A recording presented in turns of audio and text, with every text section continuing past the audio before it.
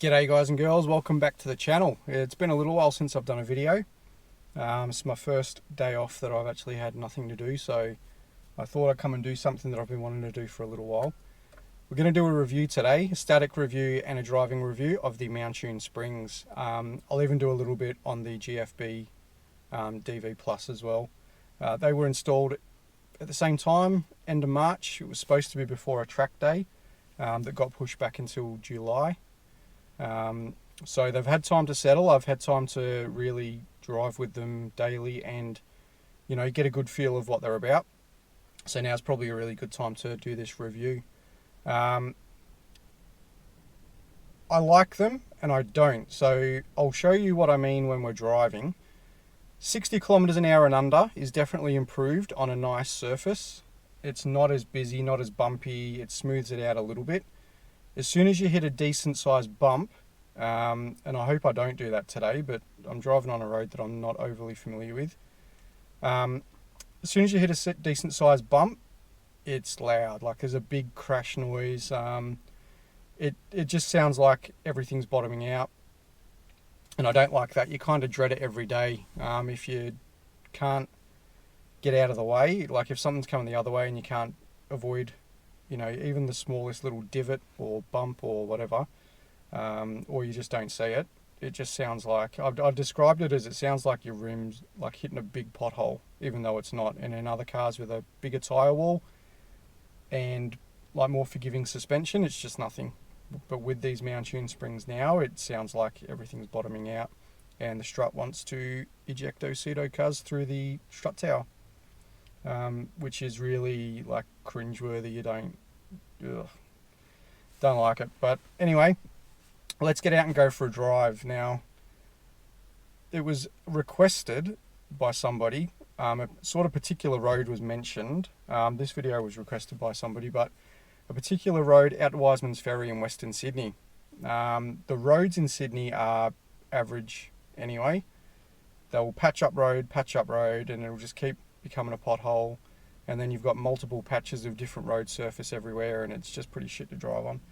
So the majority of the road out to Wiseman's Ferry I think got resurfaced, so it should be a pretty good drive. It's the same road I did my Collins performance review on with my mate, so hopefully we don't hit any big bumps, but if you do, you'll hear the dash cam go off and you'll know exactly what I mean by the big crash noise that it sounds like. So enough of an intro, let's get to it. Alright, so we're just coming out of Pit Town, I think it is now. As you can see, it's a fairly decent surface. The ride's pretty comfortable so far. That was at 60 kilometers an hour, we're going up to 80. Pretty comfortable, nice and smooth. This road was pretty bumpy with the standard springs, so you'd feel absolutely everything, whereas the Mountune springs iron it out a little bit. We'll come up to some different surfaces soon, but it still feels darty to turn, still nice and responsive, as you'd hope for and expect, but it's just more comfortable. So if you were driving on a road like this every day and the surface didn't really change, you'd definitely like the Mountune springs and notice an improvement. When the road gets worse than this, that's when you really find out, you know, where it's harsh and where you really don't want to be hitting those big bumps I was talking about earlier. So the surface has changed a little bit, still good, still a nice surface, comfortable. You could drive on this all day every day and not bother about it. So on this kind of road, do it. Alright, so as you can see now, the road surface is a little bit different. This one is quite worn, although it's still pretty good for a Sydney road. But I am seeing a few little divots and holes that I'm really trying to avoid. Even on this sort of surface, the Mountune springs are still more comfortable than the standard springs. The standard springs you would feel everything, whereas the Mountune springs, you know, I'm not driving around like Ace Ventura in Africa. I'm feeling everything. The bigger bumps, you're starting to see me move around a bit more, and I feel it a bit more. But it's still better than standard, even though it's lower. And I'm still trying to avoid the big bumps because I don't want it to be so jarring on the whole car. But it's a glorious day. Temperature on the dash is saying 26 degrees out. Nice spring day. Not bad for a day off drive out to Wiseman's.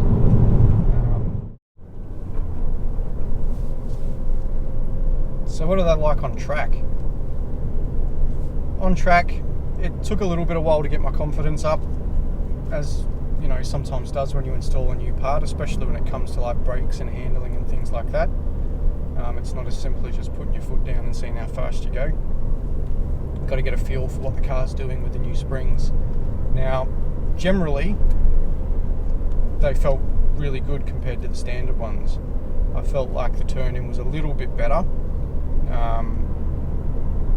They didn't scrub. There was one particular corner that I was worried that they were going to scrub, and they didn't scrub, so that was good. Although on one corner on the road, they do scrub quite a bit. It's a very tight right-hand corner, and it's because of that front right spring just being sitting a little bit lower than the others. If it was up as high as the passenger side, it doesn't scrub. So anyway, on track they were pretty good. There's one corner again at Sydney Motorsport Park. It's the only track I've done in this car. It's a left-hander over a bit of a rise, and then you start to go down a bit of a gradual hill. Now, with the standard springs, I could almost boot it around that in fourth. With the Mountune springs, I felt the back end want to just drift out a little bit, so I wasn't as confident hitting it as hard as what I were with the standard springs. So, not sure. I guess coilovers, you know, you'd be able to dial that out, but as far as the Mountune springs go, there was that particular corner just as you go over the rise. It felt like it just wanted to push me out further into a bit beyond the middle of the track. With the standard springs, you end up in the middle of the track. But with the Mountune ones, it just wanted to push you out a little bit further. So I was a bit wary of that. Now, I couldn't push it too hard in turn one. Turn 1 is around 150, 160 with the standard springs, but the weather wasn't the same. There was the light sprinkling of rain, so you know I was doing that at about 130, 140 on the one day that I've done since upgrading the springs. But all in all, it's not a major improvement. It does change the feel just a little bit, but you know I wouldn't say that they've improved my truck experience. In fact, on that one corner, I'd say it makes you a little bit more wary, and you know, I don't know if it was quicker or slower. I've got no way of measuring that, but you know, the standard springs, I felt more confident on that one corner. Okay, so what are the springs like on a road with bends? Nice and twisty. Now, I'm not going to go stupid because I know that they're doing backburns just a bit further up. This may possibly be a scrub here. No. But just like the standard springs, very precise, not as busy when it comes to the bumps. And yeah,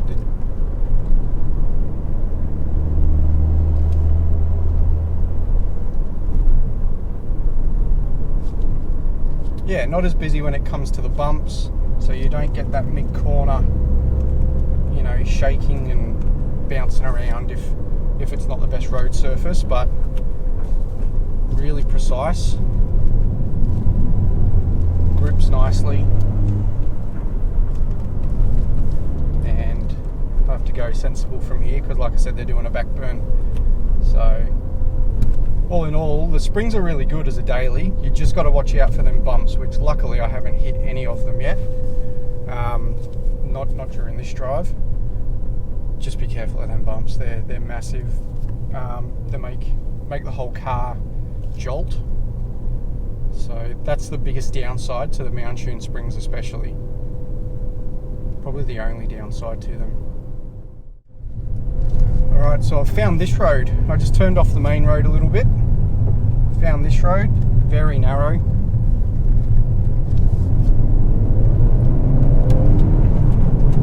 But the surface is a bit loose and a bit rough, and the springs are holding up pretty good. Lots of these tight blind bends, and I have seen another car along here, so just taking it a little bit easy. But the springs on this road are pretty good.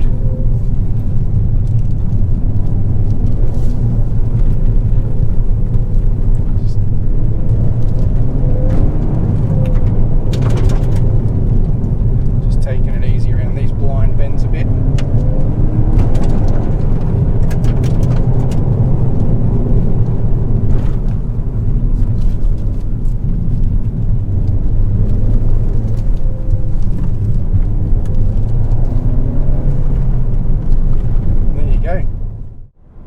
So what do I think about the GFB DV Plus? Well, so far I haven't had any issues with it, so I guess my review is going to be it's good. I'm happy to know that the plastic and rubber part has been replaced. It's like brass and metal, and you know, the springs are upgraded and all that. So in theory, it should be much more reliable for a lot longer.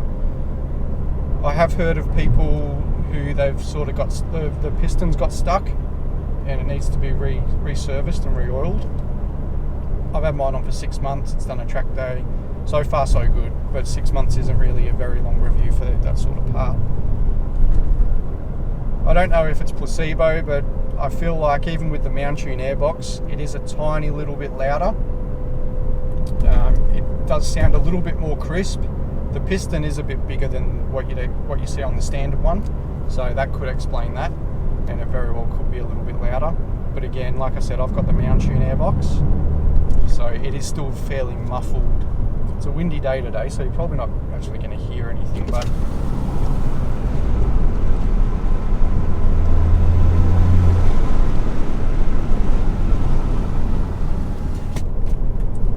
you can hear it from the driver's seat. It does make a psh sound, but it's obviously quite muffled, being a recirculation and having a enclosed box and panel filter.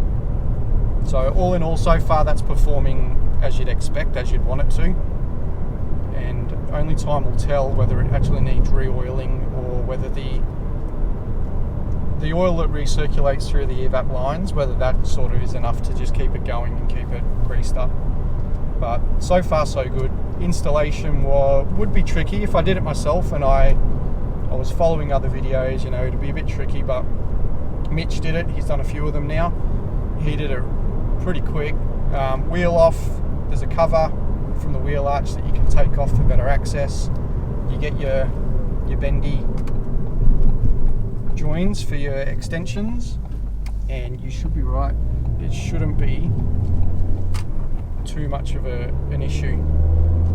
You will generally crack your standard one when you're trying to pop it out, but you know, that's a risk that you need to take if you're wanting to upgrade anyway. So all in all, so far so good. Alright, so this is how it sits. So the rear, there's a little bit more of a gap than the front, and this is specific to the passenger side, but there's a little bit more of a gap at the front on this side than there is the other. If we're getting nice and close, you can see you can fit your hand in there quite easy, and it's the same on the other side. Now when you get to the front, you can still fit your whole hand in quite easy, and then when we look at the driver's side, it's just a little bit lower. So you've got to go up a more of an angle, and your fingers actually start to touch at this knuckle rather than the end of your fingers here. Now that is pretty common, I believe. The discussion was just had on one of the Facebook pages, and again, heaps of room at the back, which I don't mind. So apparently, no matter what brand you go with, people were saying it was the same on their H&Rs, and it always seems to be the driver's side front that sits a little bit lower. Now that doesn't bother me, but what does bother me is when you're driving and you come to a really tight left-hand hairpin, if there's any sort of elevation change within that hairpin, you do get a bit of a scrub happening. So, and it doesn't happen on the passenger side. So that little bit of height difference makes all the difference.